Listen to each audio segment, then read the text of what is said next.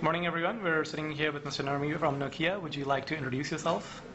Hi, my name is Ilari Nurmi. I'm heading the Nokia's business smartphone range, Nokia E-Series, as well as the business mobility solutions for Nokia. Okay. How long have you been with Nokia? I've been working for Nokia now for 13 years, a long 13 time. years. Wow, that is a very long time. And how old is the E-Series? I mean, the one that you mentioned. So we've done Nokia E-Series, the business smartphone range, already for a number of years. We've sold an increasing number of products every single year. Last year was the best Nokia E-Series year ever, with a very significant sales during last year. Okay. Could you tell our viewers what market segment does the E-Series focus on? The Nokia E-Series is a business smartphone range. That means that we do devices for business professionals, both working in large enterprises as well as then entrepreneurs. Okay. Now, I mean, traditionally, all the E-devices that I've used in the past have got a very BlackBerry kind of keyboard layout, but the new E7 coming up has got a slider. How do you sort of decide what form factor to use for devices, and what's the process at Nokia? How does that work? So we obviously want to serve all the different market segments with the best possible products. We have had very successful products like Nokia E71 and Nokia E72 in the past that have been doing very, very well, also here in Middle East. Now the latest product that we announced during the last fall and will be starting the sales in Middle East here in Dubai next week is Nokia E7. That is a product that has a big physical keyboard as well as a big, large 4-inch touchscreen. That is the ultimate business smartphone from Nokia. Will the E-Series always feature a keyboard even moving forward, or is that something that you will, again, decide as the market conditions apply? The business professionals definitely value a physical keyboard, and it is one of the best attributes in the Nokia devices for the business professionals. That being said, there are many types of people who are wanting different types of form factors. You want a physical keyboard. Some people want to have a touch monoblock product. Some people want to have a great camera in their products. Sure. Nokia and Nokia smartphone range overall then has a product for each one of these different target segments. Okay. Now, I know that Nokia announced a partnership with Microsoft. I'm not sure if you're able to comment on this or not, but will we be seeing more Symbian-based E-Series devices, or will this probably be the final E-Series Symbian-based device? Nokia overall will still sell over 150 million Symbian-based smartphones. That means a very, very large set of Nokia E-Series devices being sold as well. We will introduce still plenty of new smartphones, completely new devices in the upcoming quarters, still this year and potentially still even next year. Okay. We will, if you look at it today, Nokia's new smartphones, the new high-end smartphone range that have been introduced in the past months with the latest edition of Nokia E7, I think we have a very, very competitive range in our hands. Okay. What are some of the software features on the E-Series that are not necessarily present in an N-Series or a C-Series? I think overall, from a strategy perspective, we made a quite significant change when it comes to having software capabilities across all of the different Symbian smartphones that we have. So a lot of the same features and functionality will be introduced across the range. That also includes some of the business-grade functionality that we have introduced now with or are introducing together with Nokia E7. Those will also be migrated to the rest of the devices. An important fact.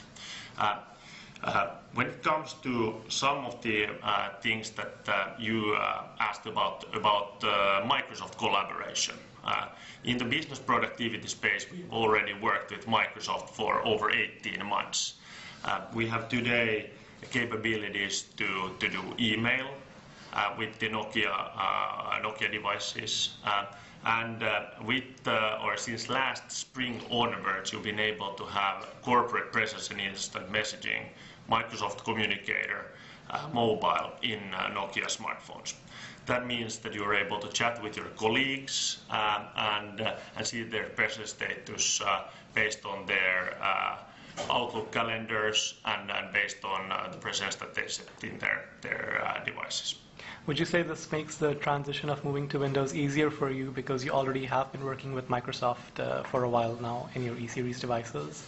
Yeah, it absolutely does. A lot of the same capabilities when it comes to Microsoft-developed applications for the Nokia Symbian smartphones. Those same capabilities are obviously there also in the Windows Phone platform.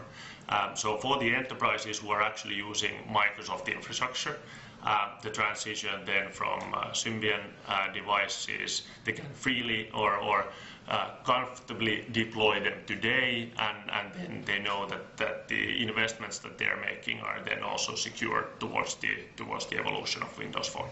How does the Microsoft solution differ from the BlackBerry solution, considering a lot of corporates prefer using BlackBerry? How do you see that differing, and what advantages do you think ActiveSync brings over a BlackBerry enterprise solution?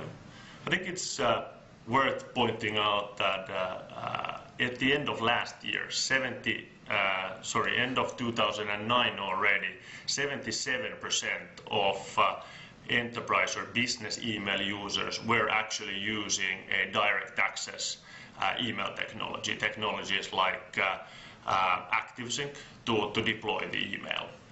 That means that for most of the email users, there is no need to have any type of middleware like the BlackBerry solution available in the corporate premises to mobilize email. It means that the corporates typically have lower cost and they have lower maintenance fees that they will need to pay in order to mobilize the email. Okay.